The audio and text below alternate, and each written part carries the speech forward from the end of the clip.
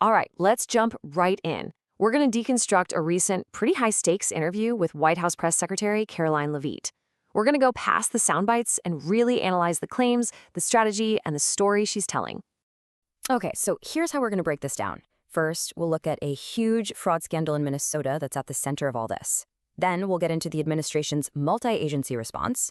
After that, we'll focus on the super controversial idea of denaturalization, see how the whole conversation pivoted to presidential accomplishments, and finally, we'll pull it all together for the main takeaway.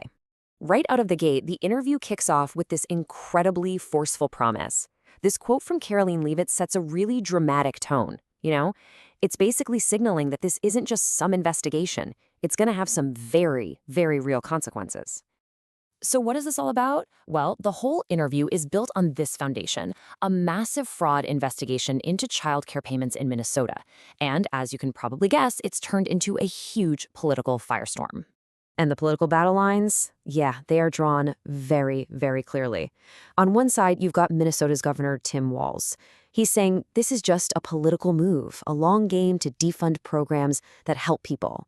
But on the other side, Karoline Leavitt is hitting back hard, calling the governor's leadership completely incompetent. It's a classic state versus federal showdown. So in response to all this, Leavitt lays out what she calls a whole-of-government response. This isn't just one agency poking around. She's describing a coordinated, multi-departmental federal effort, a real full-court press. And what's really interesting here is just the sheer scale of this operation, at least as she describes it. I mean, look at this. She's talking about actions from 5 different federal departments. You've got the Department of Justice issuing warrants, Homeland Security doing door-to-door investigations, Health and Human Services, HHS, has actually frozen a ton of funding, the Department of Labor is involved, and even the USDA is demanding lists of people on SNAP. It's a perfect picture of what a whole-of-government approach looks like in action. Now, within that massive response, one specific tool, one aimed right at immigrants, became a major point of contention. It really sparked a very direct and, frankly, controversial line of questioning. Before we go any further, we have to understand this term. Denaturalization. It's the legal process of taking back citizenship from someone who wasn't born here but became a citizen later. It's a huge deal, a really powerful tool that's typically only used in cases where someone got their citizenship through fraud to begin with. Okay, so this is where the interview really zeroes in on a specific statistic. The interviewer brings up that out of the 98 people charged in this fraud case, 85 of them are of Somali descent. That demographic detail is brought up for a reason, to set up a very pointed question. And there it is. With that context laid out, the interviewer just puts it out there, a very direct, basically a yes or no question for Leavitt. What is the president's stance on using denaturalization for this specific group if they're convicted? And the response? Wow. It's totally unequivocal.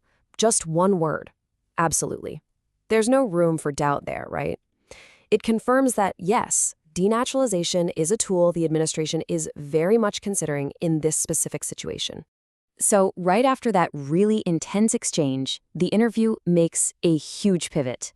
The focus completely shifts away from the Minnesota investigation, and it broadens out to what is, for all intents and purposes, a highlight reel of the administration's accomplishments. Leavitt then just runs through this wide-ranging list of what they're calling victories. She hits on the economy, border security, foreign policy, even domestic issues like ending diversity, equity, and inclusion, or DEI programs. This isn't just a random list. It's a really strategic move to reframe the whole conversation around the administration's bigger record and connect what's happening in Minnesota to their larger political platform. So, after all that, a state scandal, a federal crackdown, and a list of national achievements, what's the real takeaway here? What's the core point of the interview structure? The key takeaway is really the narrative strategy you see playing out. The whole argument starts with a specific local problem, this fraud case in Minnesota. That's then used as the springboard to justify a massive federal response, including really controversial policies like denaturalization. And then it all ends with a pivot to the president's broader record. It's a classic communications tactic, right? Use a specific incident to make a much, much larger political point.